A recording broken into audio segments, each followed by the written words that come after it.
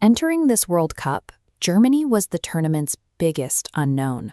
While they could dismantle smaller teams, there was zero certainty about how they would perform against a proper, decent level of opposition. The technical quality of the individuals was obvious. In Jamal Musiala, they had a player capable of creating something out of nothing through intricate passing in the tightest spaces. Combined with Florian Wirtz, Germany possessed a front line designed for high-level integration, players who are exceptionally comfortable with the ball at their feet. But the question mark remained, could these technically gifted individuals function as a unit? If they were forced to defend as much as they attacked, that technical brilliance might not be enough. Ivory Coast provided the answer. Arriving as the 2023 AFCON champions, they brought a reputation for surviving weird, difficult campaigns and a physicality that Germany simply hadn't reckoned with. Frank Kessié looked like his prime self from 2021, breaking up play with last-ditch tackles and driving the ball from the midfield into wide spaces with relentless intensity. This diagram illustrates Germany's specific tactical weakness. Their midfield lacks the legs to cover ground on a turnover, meaning their backline is constantly exposed to runners if they lose the ball while pushed up. Ivory Coast spent over an hour using their pace to exploit those gaps. By winning the ball and immediately releasing runners into the space behind the German defense, they secured a 1-0 lead and kept Germany under constant pressure. For 65 minutes, Germany was physically outmuscled and tactically solved. Their integrated passing was being smothered by a superior transition game, and they had no clear answer for the Ivorian pressure. Felix Nemcha was the only German player holding the center together. He provided a box-to-box performance, serving as the bridge between a struggling defense and frustrated attack.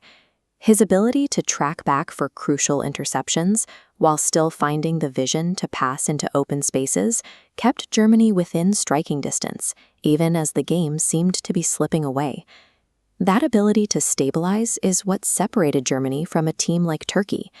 Despite having superstar talent, Turkey played a one-dimensional style and was eliminated from an open group because they couldn't break opponents down. Turkey's exit serves as a reminder that talent alone doesn't guarantee a spot in the knockouts. Survival requires a level of tactical evolution that most teams simply can't find under pressure. Julian Nagelsmann refused to be stubborn. Recognizing the urgency of the moment, he decided to abandon his starting system in the 67th minute in a desperate search for a quality moment. This pitch map shows his proactive shift. He pulled his holding midfielder and added 3 fresh forwards, effectively flooding the box. Shifting to a 5-forward frontline forced the Ivorian backline to expand and eventually break, disrupting their solid defensive unit. The gamble paid off almost instantly. Nadim Amiri sent in a cross that caught the defense off guard, allowing Deniz Undav to make a perfectly timed run and fire home the equalizer. Germany's true strength lies in this tactical bravery. Nagelsmann was willing to trade his defensive safety for offensive chaos, betting that his players' technical quality would eventually win out in the scramble. The final quarter of the match descended into a physical contest reminiscent of a 1970s classic. The referee ignored heavy contact and allowed the game to flow even as players stayed down on the turf, creating a chaotic, relentless pace.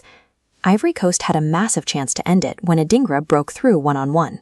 But he hesitated, taking an unnecessary touch that allowed Germany to escape with a final let-off. Germany punished that hesitation in the 93rd minute. Nemeka found a pocket of space and threaded a ball to Undav, who provided a clinical finish to break Ivorian hearts and seal the comeback. While Ivory Coast's performance might have deserved a draw, Germany earned the victory through superior in-game management and the sheer character of their veteran mentality. This win allows Germany to finally move past the disappointment of their 2018 and 2022 group stage exits, officially securing their place in the round of 32. Their chaotic path contrasts sharply with the Netherlands.